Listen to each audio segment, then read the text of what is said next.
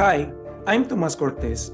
Remember that in HRpreneur, we will talk about entrepreneurship, culture, diversity, equity and inclusion, digital transformation, agility, innovation, and all those things transforming the talent in organizations and, therefore, people's lives. So, do not forget to fasten your seatbelt because on this journey, we will travel beyond our limits and rationality with a profound exploration of our higher purpose. I hope this episode helps you develop new ideas and well-being for everyone around you. Hello, everyone. We are welcome here again in our HRpreneur podcast, where you are going to enjoy a huge, amazing topic that we are going to discuss with our amazing guests today. But before to that, well, we have called this podcast Designing a Human-Centric Organization, Sustaining Human Values Over the Time. Welcome. And well, it's amazing that we have today, Dawn Christman, an expert in organizational development and human-centric design. Dawn, welcome to the show. I'm pleased to hand over the microphone to our special guest, Dawn Christman, because we would like that you take a moment to introduce yourself. But before to do that, well, thanks for accepting this invitation to be part and to share all your amazing experience with our community that is so eager and has a huge appetite to listen this information that you are going to share with us. Please, could you introduce yourself to our audience? Absolutely. Thank you so much for having me here, Tomás. I really greatly appreciate it. You're right. I am very passionate about this subject. I've been in the human capital industry for nearly 30 years. I've had the opportunity to work with phenomenal talent all across the world and really different types of organizations. So I've been in models that have been startups, private equity owned, publicly traded firms, and each has their own unique challenge and operations issues. But at the end of the day, focusing on the human beings inside of an organization is truly the core of what makes success. It's that huge human part of it, of human capital. No, I appreciate that. Well, it's amazing to have your experience here explaining this amazing topic, because at this moment, for what I've seen, there are a lot of CEOs, people that are looking to create these more human-centric organizations, because it's a huge priority for all the companies. Thanks for accepting again this invitation. And well, let's dive right into talking about more about human-centric organization. But in that case, well, could you explain to our audience what exactly does that mean? What is a human-centric organization before to dive into different topics according to that? Absolutely. So a human-centric organization really focuses on the people, right? Prioritizes their needs, their well-being, and their development. So it's an environment where people feel that they can really voice their opinions, they're valued, they're engaged, and honestly, they're empowered. That really is what makes them do their best work. So it involves policies and procedures and practices, of course, but it's also a culture. And that culture supports open communication, trust, and continued learning and development. So very, very core to really having that overall employee being supported. Oh, thanks for explaining that to our audience. But you mentioned policies, but before to go into the another questions, I would like to understand what are the main threats in designing in a human-centric organization to only focus in policies or processes against to the humans that are part, or the not only the bodies, because there are some companies that say, oh, we have bodies here, but what about the human beings? What are that combination between launching a good policies that align with the people and inside of the organizations? I tell everyone that we are in the human capital industry, and the number one thing that you hear when you say that phrase is human. So you have to think about the people. So yes, you're right. Having policies and processes are core, but they really have to be people first principles. You can have the vision, you can have the values, you have to ensure that you communicate that to everyone, but you have to lean into the people side. So if your leadership isn't committed to utilizing that and following that, you're not going to have the right behaviors that are needed in order to help them grow and lead and develop as leaders, but also grow and lead and develop people within the organization as new leaders.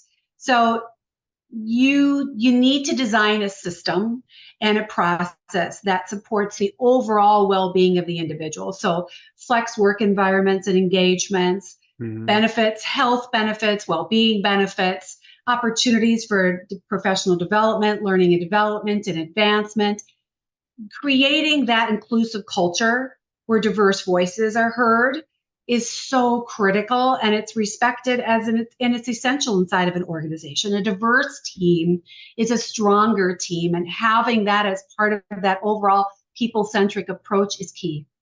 Oh, thanks.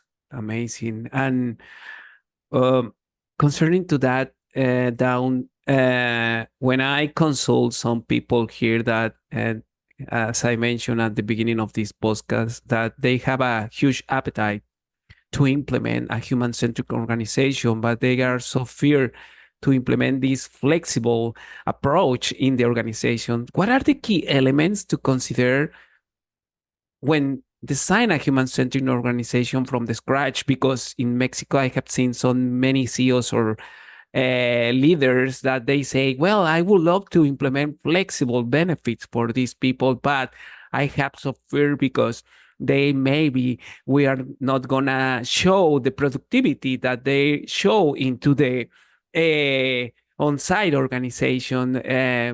Could you introduce about what key elements they need to consider to design this human-centric organization from the scratch?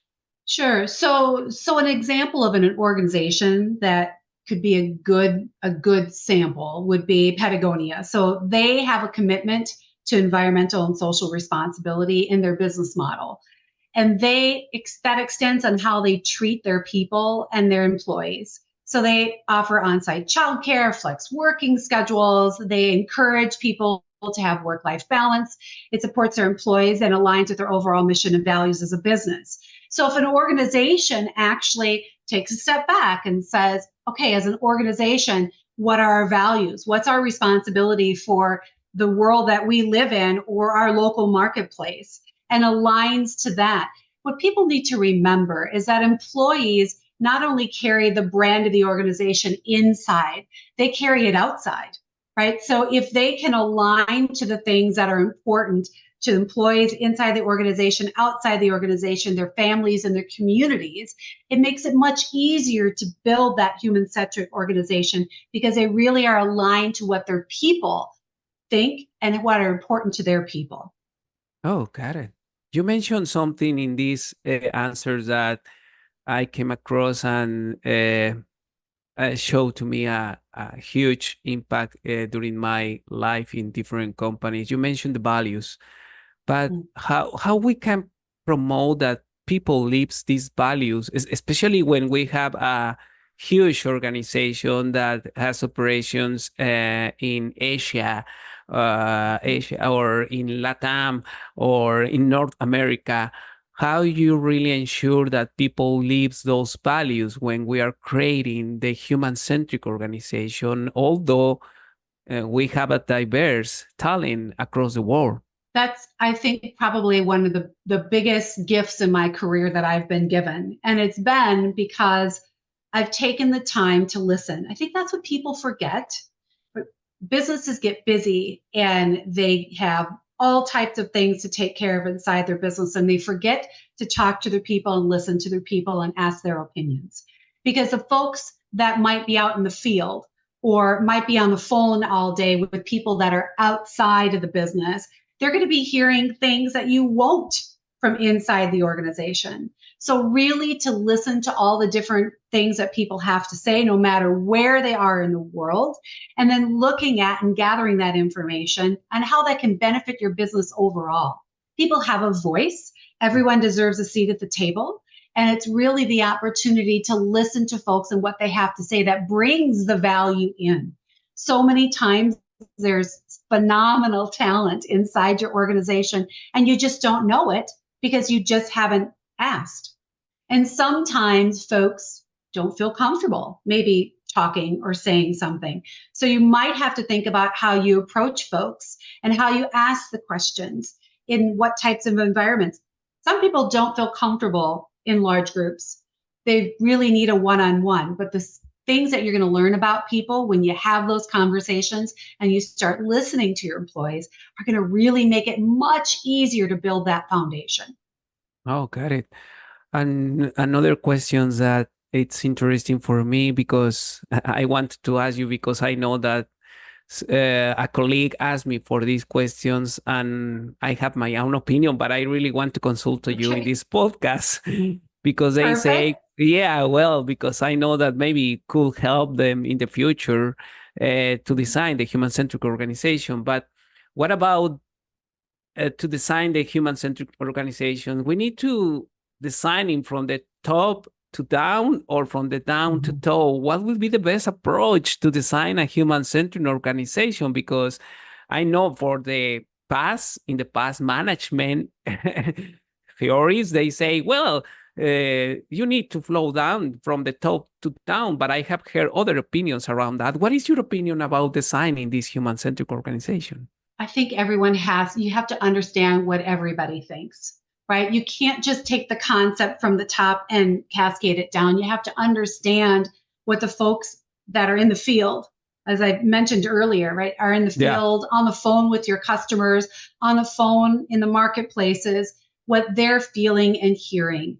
That's going to make things much more aligned. I absolutely do believe if the leadership team has to actually make sure that it's accepted and it's pushed out into the business and that people are on board with it, that's phenomenal, right? You have to have an executive sponsor and someone who can actually hold on tight to that and really stand firm to say, this is what we're going to do. And we're going to take care of our people and we're going to build something that really makes a difference. But you have to understand what everybody's thinking and feeling. So as silly as it might sound to some folks, because there are lots of surveys that are out there, lots of organizations do a lot of surveys, but at the end of the day, asking what people at every level in the organization feel about it is very critical to make that decision for leadership to hold it and to push it through.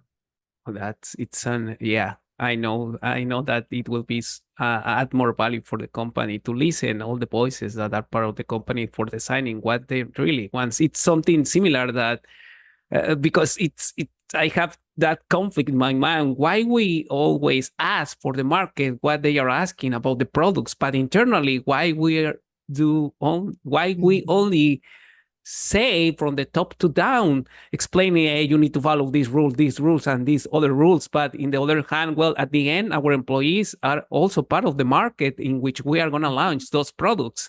Yeah, that amazing concept. Yeah, maybe align me more and to give me more opportunities to continue sharing these kind of thoughts with different people here in Mexico or in Latam or in other areas that you have experienced. Thanks. And another question, sorry for asking a lot of questions because this is an interesting topic. This is great. Thank you. Thanks. But as the sports or when we start something, someone say that start is easy, but then continue or maintaining over the time is harder to maintain what we start. Designing a human-centric organization is one thing, but maintaining it over the time is another challenge. What strategies can leaders use to ensure that these principles endure as the organization grows and evolves? Consistency, right? Consistency and communication. Right? Be very careful from a leadership standpoint of doing things in a vacuum. It's almost like you were asking about earlier. Do you cascade it from the top down? You have to stand firm and you have to make sure that you're constantly living those values and constantly supporting it. Absolutely. But you have to talk and you have to be consistent. You have to show that commitment, because if a leadership team lags on their commitment, then why would anyone else be involved in it? Right? Why would they believe it's actually happening? You have to make it a priority. You have to make sure you're advocating for human-centric practices. So even when things are difficult or hard or challenging or so busy that it just seems impossible to do it, it needs to be woven into the fabric of how you do your business.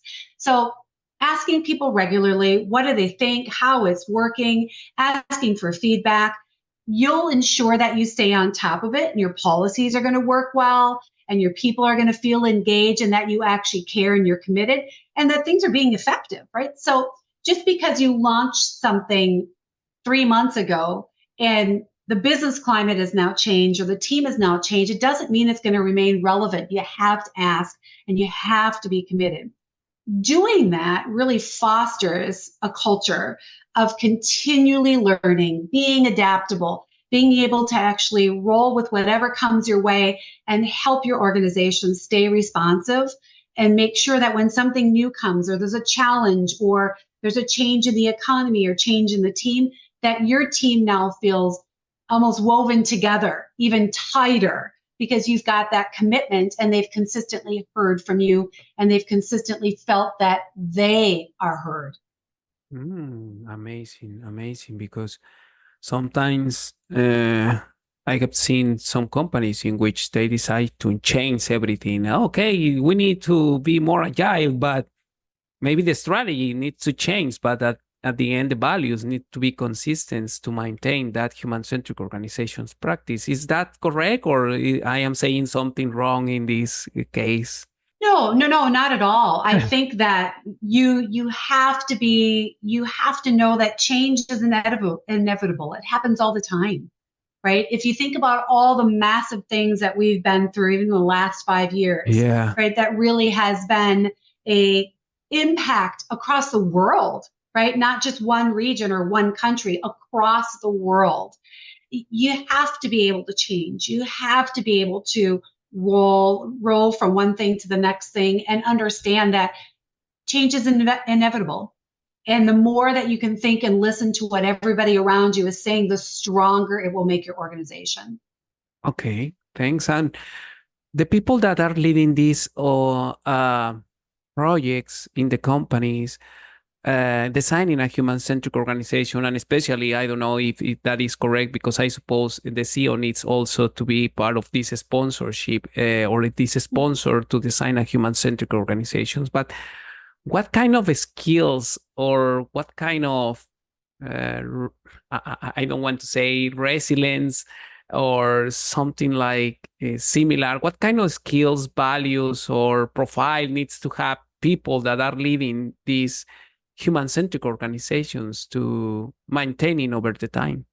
I think you really have to focus on getting folks that you're asking to believe in what's happening. You need advocates everywhere within the business.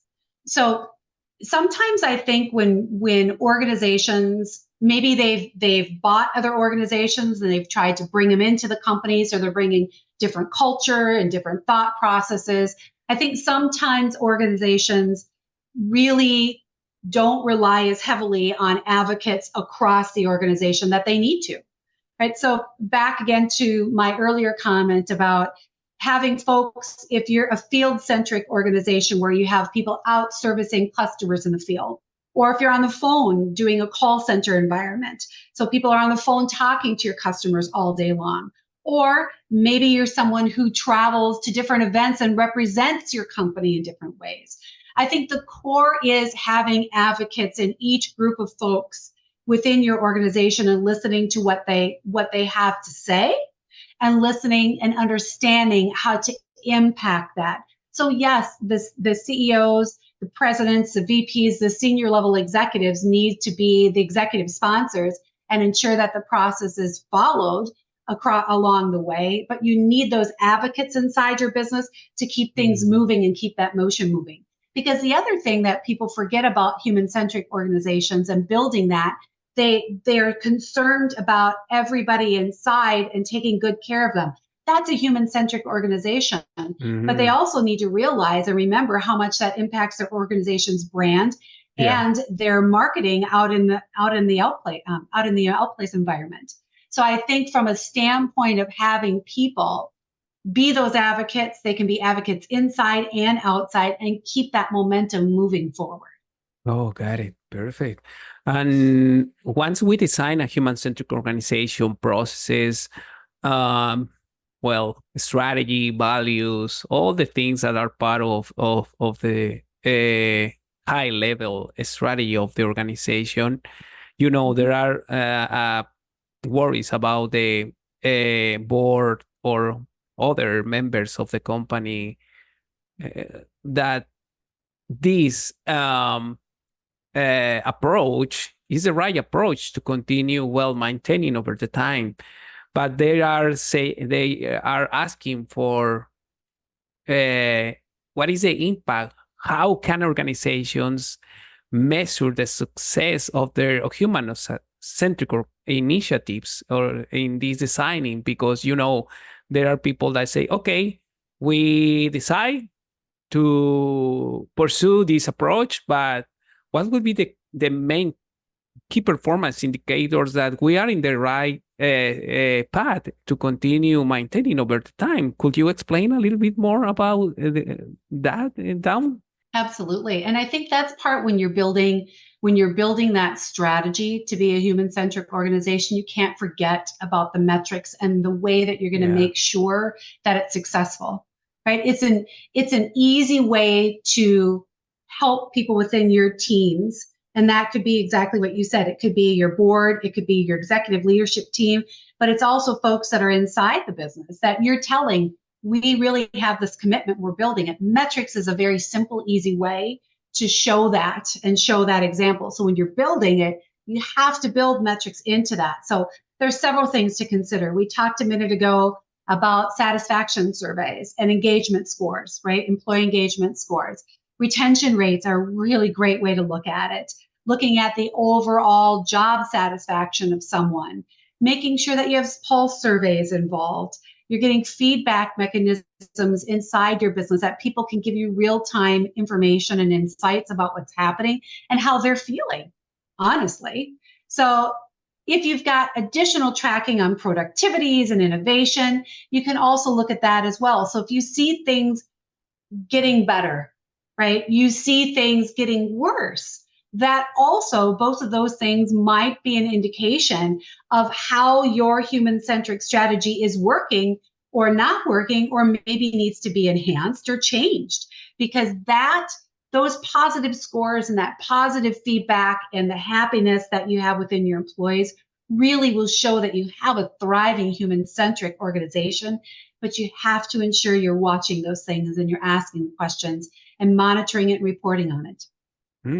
Perfect. Yeah, because as someone mentioned, what you measure, if you don't measure the things, well, maybe you are not sure what is happening into the organization. You cannot measure the impact of the changes that you are implementing into the organization. Thanks for sharing that for our audience to really know what they need to consider to follow all these changes that we are doing into the inside of the organizations down. But let's get into other hot topic, maybe that we are living every day. And because I read a lot of news, a lot of books since people launched this year about technology. I know that technology has been so relevant in the talent side during the past maybe 20 years or maybe more.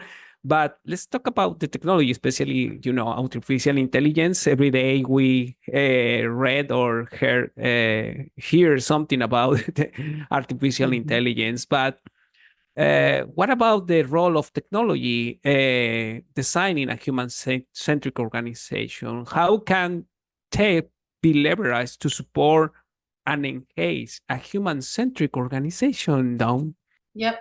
So this is a question I get a lot. I get a lot of questions on AI and how it's going to change talent acquisition, human resources, structure, the environments, the culture inside businesses. I think what people need to remember is that, again, we are in the human capital industry. The human piece of it is never going to go away, right? If you look at LinkedIn and you look at the comments from people, you don't see people commenting, AI never called me back when they're talking about a job search, right? Yeah. It's that human piece will always stay there. So the technology is going to play a significant part of it, no question. It provides tools to facilitate communications and reporting and collaboration. It offers flexibility, right? We've got the true way to harness talent all over the world is because you don't have to be in the same room with each other, right? And that all, you need technology to do that. And that really is a core piece of building that human-centric organization, weaving it all together. So platforms like Slack, Microsoft Teams, it can keep everybody connected in those work environments and those remote working environments and show them that you can weave people together without being face-to-face.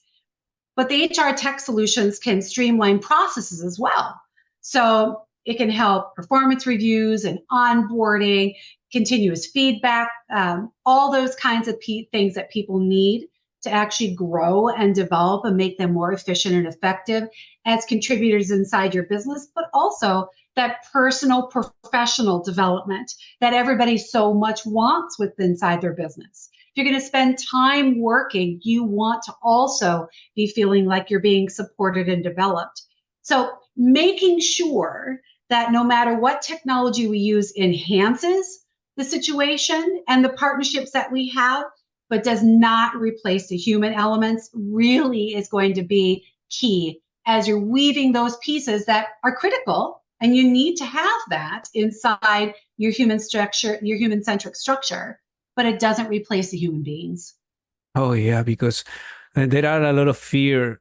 Maybe, well, countries are in a different maturity model from the adoption of the artificial intelligence or the technology in different countries. Like, well, we are based in Mexico. We have heard, I know that we are maybe some steps behind in that United States or other countries like China, well, in the implementation of artificial intelligence. But in that case, that doesn't mean that there are some fears that technology could take over the jobs of people right now. What would be your recommendation before to moving forward in these human-centric goals? But what would be your recommendation for the people that it's fearing about artificial intelligence? What do they need to do to be more confident about artificial intelligence? I think understand how it complements your business and it complements your processes, doesn't necessarily take over all of it.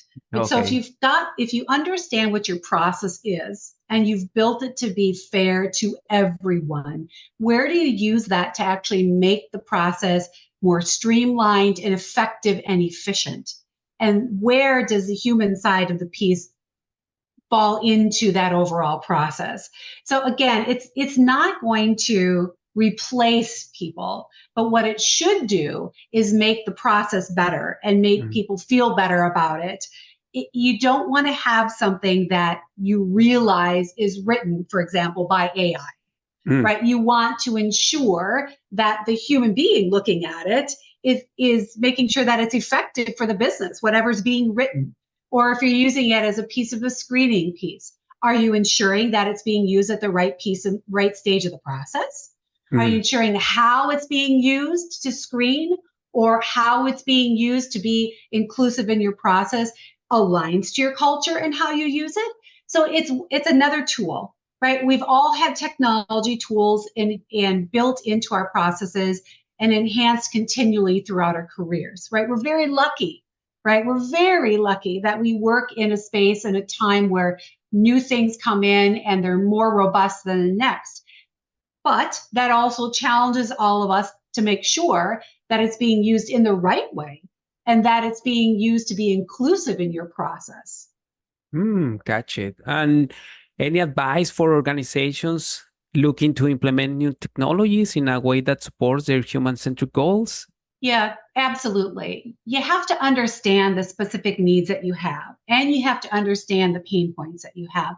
I will tell people, I think what folks focus on a lot of the times are the things that are going right and the things that are positive, where in reality, it's probably better to spend your time on the things that aren't going well and the things that are a challenge, because those are pain points for people. And we all know that people remember the negative and the painful things much, much more than they do the positive things just right off the bat. So making sure that we're understanding what technologies will address those needs and those issues and involve employees, and making sure that they have buy-in and adoption. Because if the employees and the teams don't feel like it's the right thing to do, it's going to be really difficult to get it across the line and get it implemented.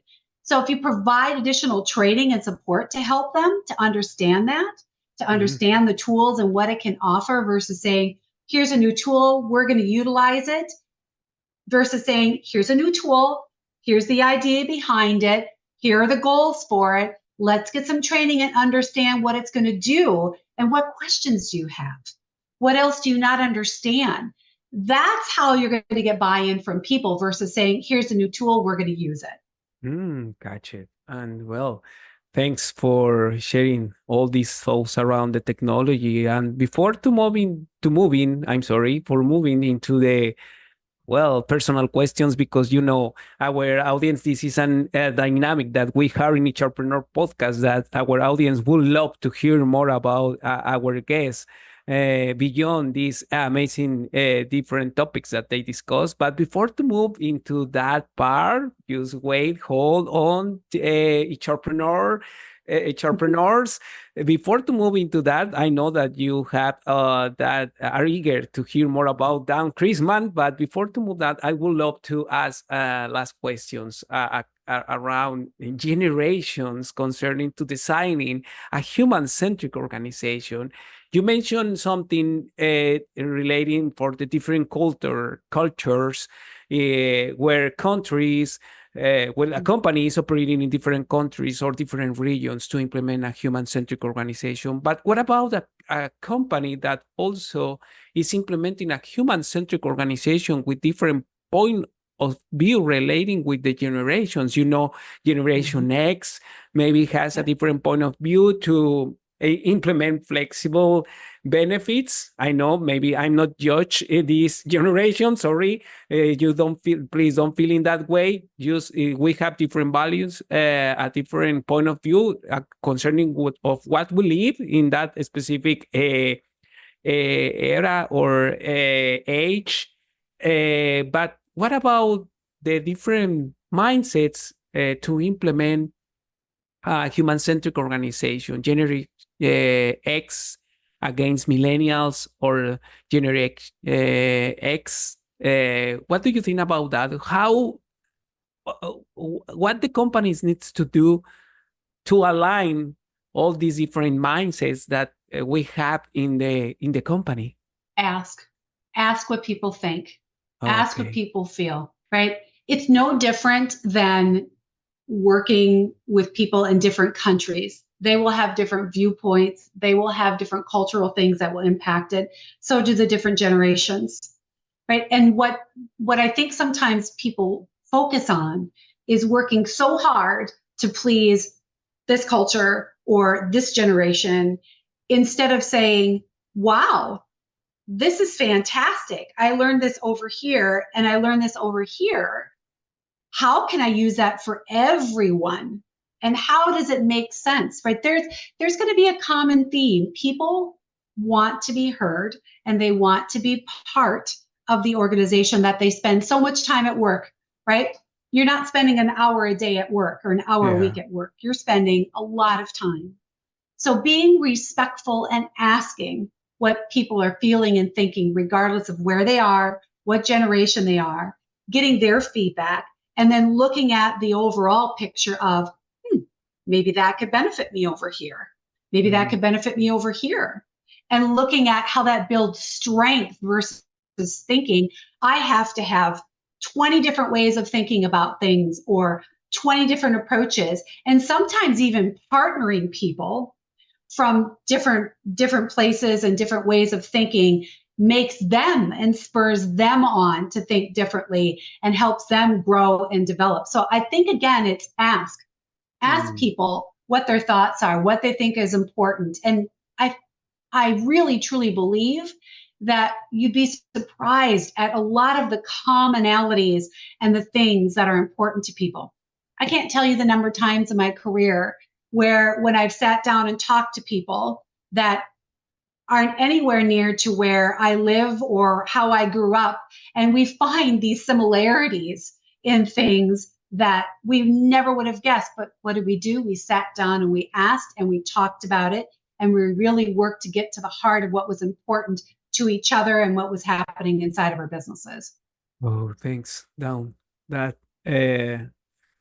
give me more clarity into my mind about, continue asking, no matter if it's a generation, if it's a difference, cultural differences. Ask is the key word.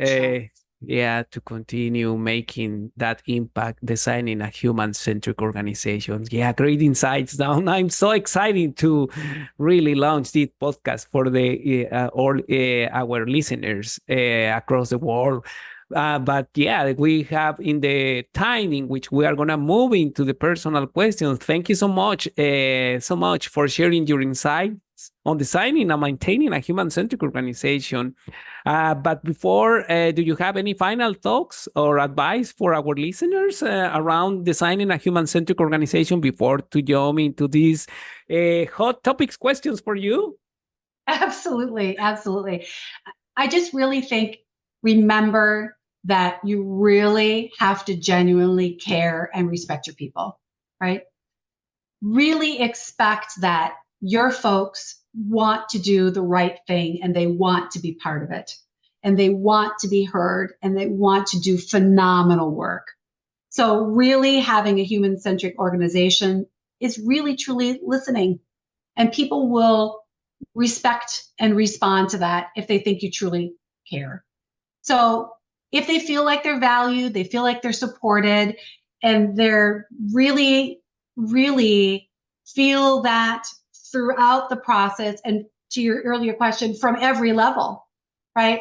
From the executive team sponsoring it to their direct line manager and even their teammates that they're working on a project with or working to get something across the line. If they feel like they're valued and supported, they're going to be more engaged, they're going to be more productive, and they're going to be loyal to your business and loyal to your brand. What I also tell folks all the time is, even if someone no longer works for you, they carry your brand outside the business, they carry your brand to your business. You want them to make sure that they are aligned to you. So it's an ongoing journey. It's not a once you launch it and then you're done. You have to make sure it's ongoing. It brings significant rewards to your people, to your team, and to your organization. So don't forget that, right? Be genuine, care, and make sure that people are being heard. Gotcha. Yeah. I think that in a nutshell, be a human being to design human organization. Designing human organizations. And maybe I don't know, I have an opinion concerning to that, but I think that we have lost a little that humanity in the different scenarios that we play that role. And as you mentioned, that resonate inside of my head and my heart, that be a human being is part of creating an organization, because an organization,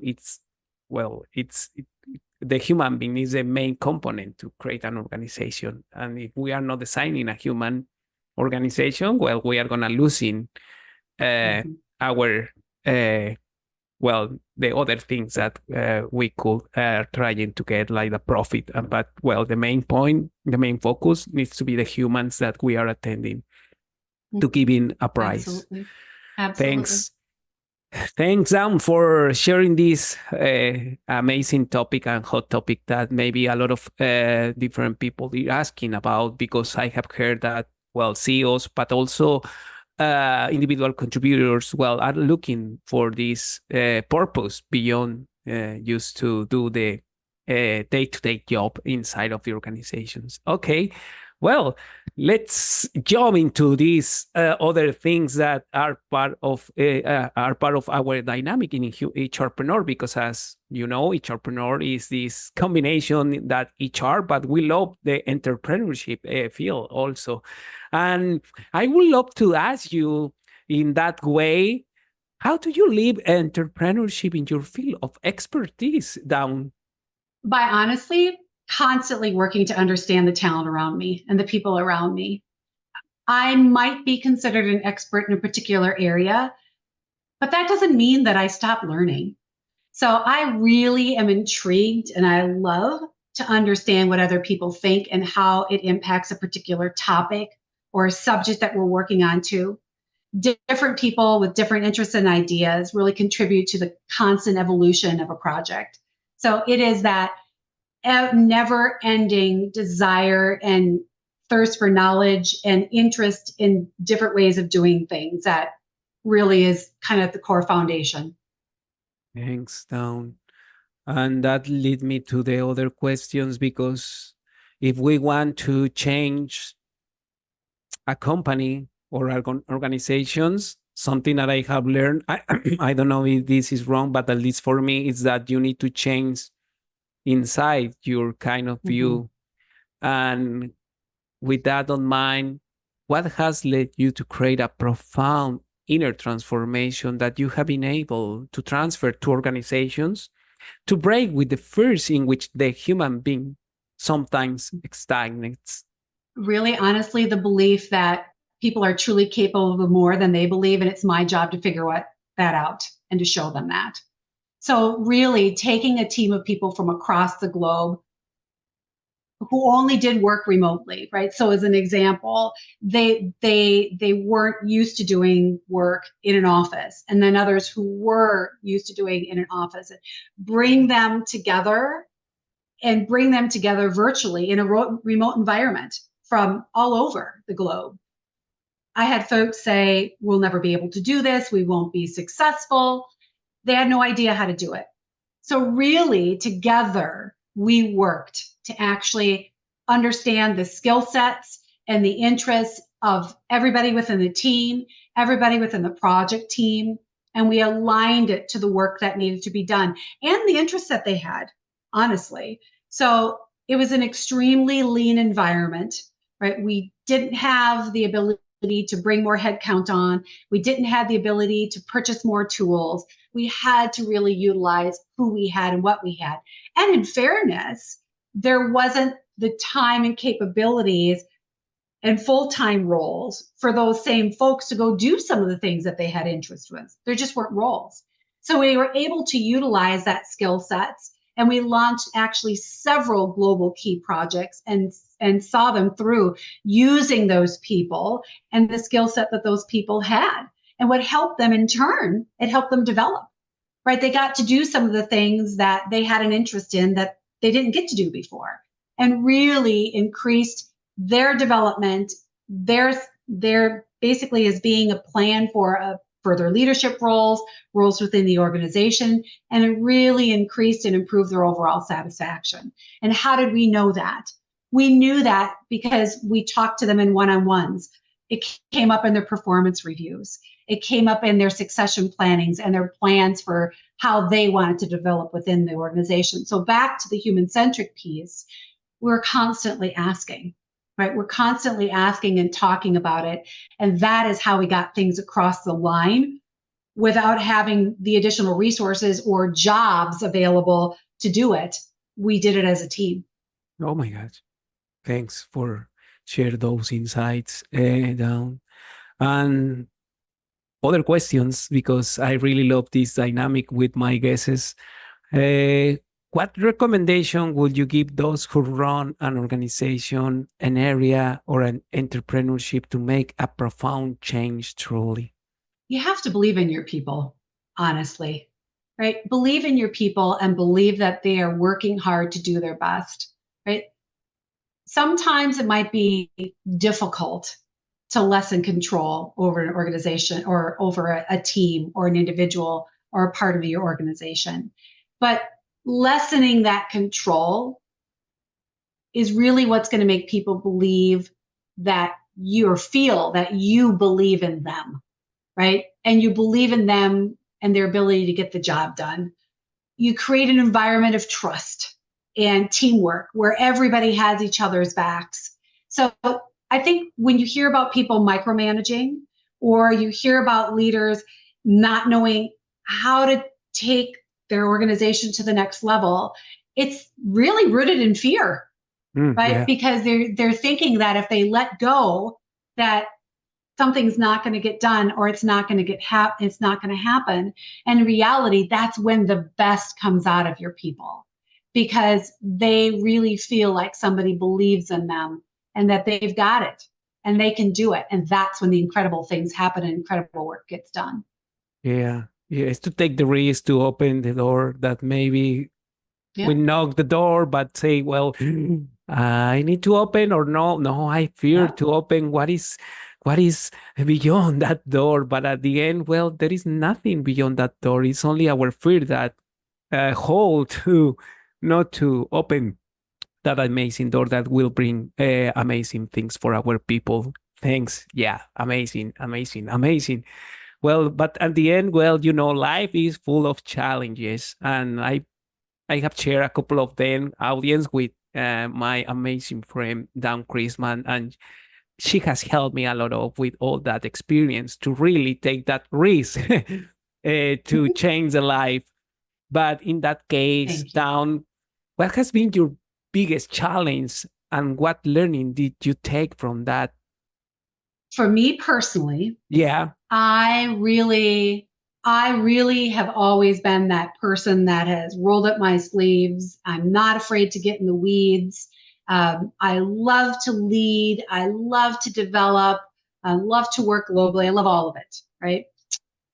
But I think for me, the challenge has been thinking that everybody can do what I do. Okay. And that they really truly can't do what I do. And the next person can't do what you can do. And the next person can't do what the person next to them can do. We all bring value of a different type. And that can be how we do things, how we think about things, the culture we're from, wherever, right? So I think that piece has always driven me for the curiosity of what's next, what's the next thing, and really understanding that there's always more things to learn. There's more people to meet. There's more challenges. There's more things that you can use and learn to utilize and drive you through to success. So really understanding that people want to learn from you, but in turn, you should be learning from them too, right? There really is that nonstop curiosity that really has been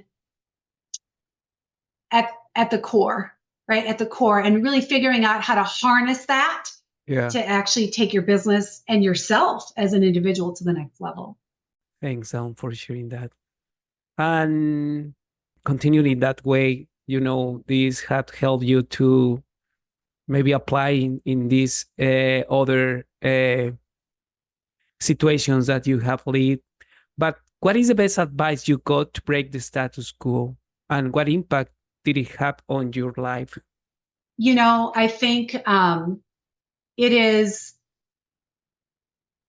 kind of what we mentioned a little bit earlier about stopping thinking about what everybody can do the same thing, right? I've worked with talent across the globe. I've been very, very lucky to do that. Some of the best people. And I think them not understanding how they could be successful in a global remote working environment with all different ways of thinking and viewpoints and doing things was really, again, a gift. And building things off of, you want to do things just the same way all the time because it's safe, right? Or you want to do things just the same way all the time because it's consistent. You have to be thinking about how do I understand those pieces and what's around me, and removing all the barriers, right? When you stop thinking about where people live and where they come from, you always respect that. Always respect that. But when you stop thinking about that and really thinking about the whole globe, it removes all the barriers, right? It removes the barriers to working together and thinking differently and doing things differently. And again, back to the point of, you have to stop thinking that everybody else can do the same thing that you're doing, and that they're stopping thinking about that about you as well, and bringing it all together, right? And thinking about how you complement each other and how you support each other, regardless of where you're at. That really is that never-ending curiosity, and bringing the teams together is really what's so critical, and brings those lifelong partners and even lifelong friendships that you maybe didn't even think about before. Gotcha. Thanks, Dawn, for sharing that advice that you got during your time and share with our audience. And last question concerning to this part of hot questions for our guests. What do you think is your mission to grow organizations through a talent strategy? In this case, with D&I, but also with D&I focusing into the designing a human-centric organization. Yeah, I'm really lucky, again, that throughout my career, DE&I has been a constant theme. And I really was introduced it very early in my career. So I really do lead with everybody deserves a seat at the table, right? So a diverse team really is a much stronger team. And that is diverse in all different ways, from all different ways of thinking and different ways of approaching.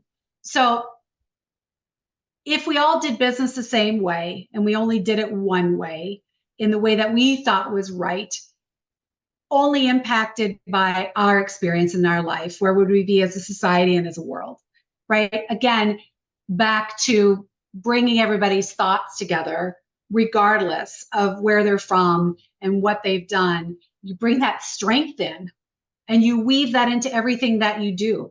Progress is driven by doing things differently, by thinking differently. And that is so critical to success inside organizations. So really, again, looking at that strength inside your team and forgetting about all those things, and bringing really in thoughts and views and values and ideas, and really bringing that in to bring a stronger, more successful team and ultimately organization. It's critical to the success. Yeah, definitely more on in these times to really expand our view beyond our limitations as a human beings, Absolutely. rethinking. This is something that, well, I love to read books from Adam Grant, and the last book that he launched, Rethinking, is something that, well, has been impacting my life, because sometimes I got stagnate with my personal thoughts, but when I open my vision, I say, well, always is a possibility to do the things in a different way, no matter what is happening. Yeah, that has challenge given me. each other. Yeah. Challenge each other, right? Right. Challenge each other. Ask the tough questions, right? Talk about the tough things. Celebrate the wins, absolutely, all the time. But also, the growth a lot of times comes out of talking about those difficult things, and talking about when something didn't go right, the uncomfortable situations. Yeah, that's right. That's right. That is the things that make us grow in the right way and in the right direction. Okay, thanks. Fantastic advice, Dawn. Thanks again for with this part we finalize all the questions that I had for you. But Thank you. I know that we are gonna meet again in other podcast or in our minisodes that we have created last year to share amazing ideas with our audience at HRpreneur. But thanks to you and to our listeners for tuning HRpreneur. And remember, if you enjoy this episode, please subscribe and leave us a review. Until next time, take care and keep focusing on the what truly matters. That is your people. But Dawn, could you share with us where the listeners can contact you in case that they would love to contact directly about and asking about this amazing topic that we talk and discuss, designing a human-centric organization? Absolutely. So you can visit my website, which is dimensionaltalentllc.com, and you'll learn more about some of the work and things that I'm doing and some of the values. There's some further information about my professional bio on there as well. And you can contact me through that site.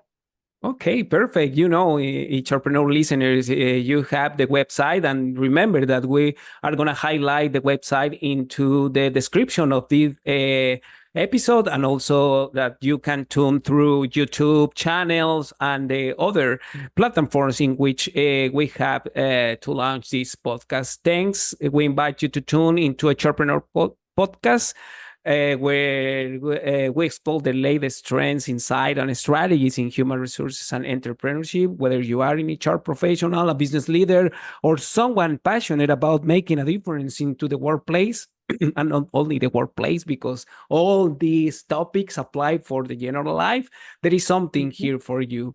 Join our growing community to stay informed, share your experience, and connect with like-minded individuals. Don't miss out on our engaging discussions and expert advice.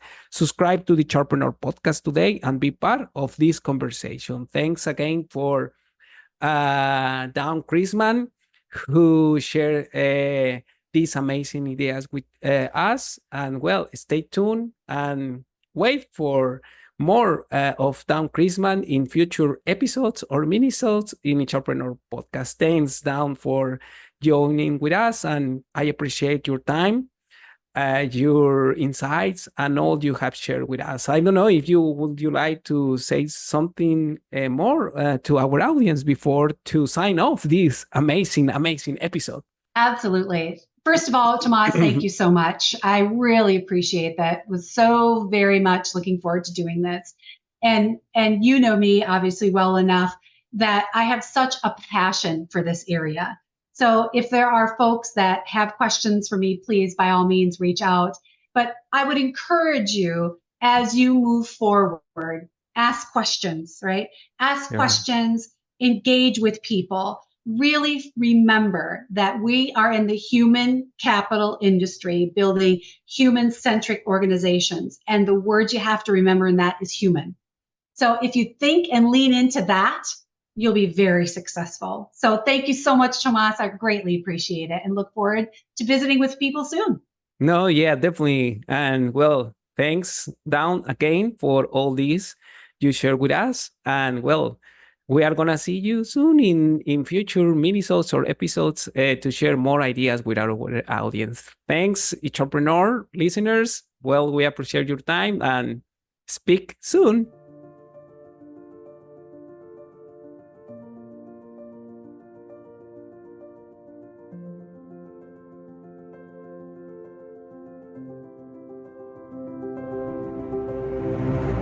Remember to connect with me on LinkedIn as Tomás Cortés and on Instagram as Tomás H. Cortés. And tell me what other topics you would like to listen to in the coming weeks. We wish that HRpreneur becomes a community where you can learn how to create a human-centric vision and at the same time break the status quo.